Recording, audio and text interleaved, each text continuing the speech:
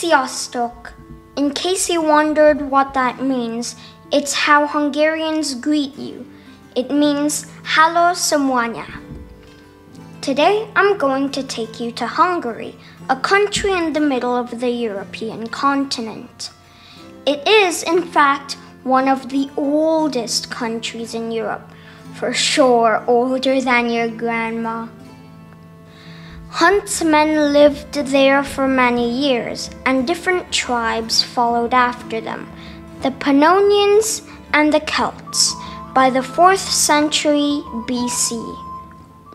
Next, the Roman Empire conquered that area until the end of the 4th century AD.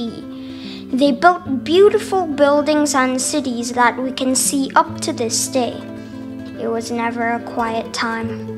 Many barbarian tribes were trying to invade. The most famous figure is Attila the Hun. Under his rule, the Huns waged war against the Romans and established the Hunnic Empire. It was short-lived, but they became the most feared military forces in Europe at that time. They brought death and devastation everywhere they went. Then came a period called the Migration period in Europe, where many nomadic tribes invaded the fallen Roman Empire. That's why it's also called as the Barbarian Invasions from the Roman and Greek point of view. Many tribes arrived and conquered the areas of today's Hungary, such as the Goths, the Gepids, and the Avars. However, they all came and disappeared.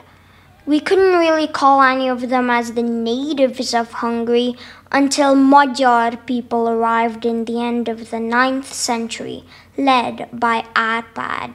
It was said that Magyar people came from as far as Siberia, and they were on a quest to search for a home. It is these people who are now living in Hungary. We call them Hungarians, but they call themselves as the Magyars. We call their country as Hungary, but they call it Magyarország, the country of Magyar people. In an effort to find resources, Árpád and his army continued to raid Europe.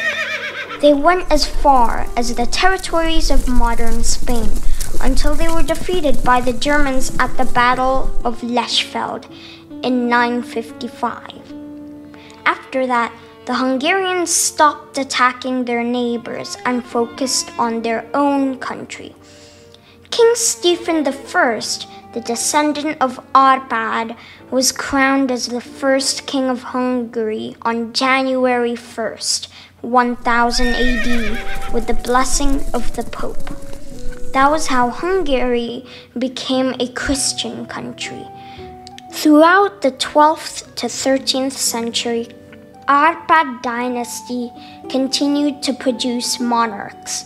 King Béla III was said to be the richest member of the dynasty. He made 23,000 kilograms worth of pure silver in a year. It's much more than what the French king had, which was estimated at 17,000 kilograms, and it was double the amount what was available for the English crown. The country flourished in wealth, strength, and culture. In 1241, the Mongols came and slaughtered half of the Hungarian population, and 80% of their settlements were destroyed. They never stayed, though. In order to prevent such tragedy from repeating, King Béla IV ordered every city to build stone castles and fortresses to repel outsiders' attacks. Later, the Mongols returned and were easily handled thanks to these castles. Hungary was the first country in Europe after Italy where Renaissance appeared. King Louis the Great was indeed a great ruler. He expanded the kingdom's territory through conquest and inheritance. Too bad he didn't have male heir, so Sigismund of Luxembourg became the new king after marrying King Louis's daughter. And then the Turks arrived. They had occupied Eastern Europe, and next would be Hungary's turn. General John Hunyadi was there to stop their advances. He led Hungarian army to victory in the siege of Belgrade. At that time, Belgrade was a part of Hungary. Hunyadi's son, Mátyás Corvinus, became king. He was a great military leader, an outstanding linguist, a just king. He died without legal heir, and it became a source of political crisis in Hungary. They had no powerful leader. And so the Turks returned. This time they acquired Belgrade in 1521, and in 1526 they crushed the Hungarian army in a bloody Battle of Mohacs. It was political chaos. Hungary was divided into three: the kingdom itself, some parts were under the Ottoman rule, and some other parts were the Austrian monarchy. Much of the lands were devastated by recurrent wars. In 1686, the army of many European countries were united to crush the Turks. Then, in 1718, the whole Hungarian kingdom was removed from Ottoman rule, but now they're ruled by the Austrian monarchy. Many people were unhappy as they wanted to be independent. They were unsatisfied, thinking that Hungary was lagging behind Western Europe. They wanted to use their own language and culture.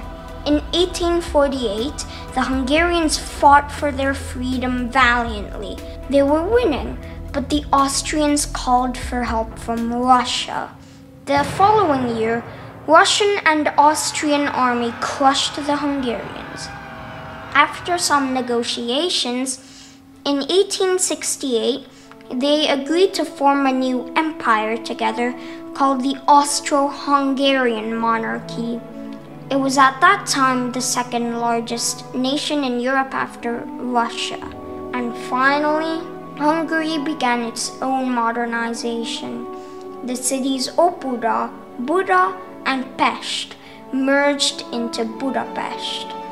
The most beautiful parliament building in the world was built there, and also the first underground metro railway in continental Europe outside England. But of course, not everyone was happy. It was a huge empire with many different ethnic groups and different beliefs. On 1914, the future emperor was killed by a Bosnian Serb. That had started World War I. Austro-Hungary declared war on Serbia, followed by wars between most European countries. Austria-Hungary allied with Germany and lost the war. The Austro-Hungarian Empire was dissolved, and as the result of the Treaty of Trianon, 70% of Hungary territory was taken. Even today, many Hungarians consider this as the saddest day in their history. In World War II, they joined hands with Germany again, and they lost again. The country's Jewish population was reduced, and the country was in ruins. Many buildings were destroyed, including all bridges in the Danube River. From 1949, Hungary became a communist country. Hundreds of thousands of people were executed, forced into labors, and many died due to horrible working conditions. Many people were angry, which led to another revolution in 1956. The Soviets sent tanks and army to crush the revolution, and this resulted in the death of 20,000 people. The next leader, János Kadár, understood that they needed some changes. He used soft dictatorship government aimed for better quality of life. 1989 was the end of communism in Hungary, and that had also marked the return of democracy. Later on, Hungary became a member of NATO and the European Union, and along their history has achieved so much. We all know the famous Hungarian game, the Rubik's Cube, or the many scientists, including the inventor of the mRNA COVID-19 vaccine, Katalin Karikó. Foodie viewers may also know paprikás, chicken, and beef goulash, which are very yummy.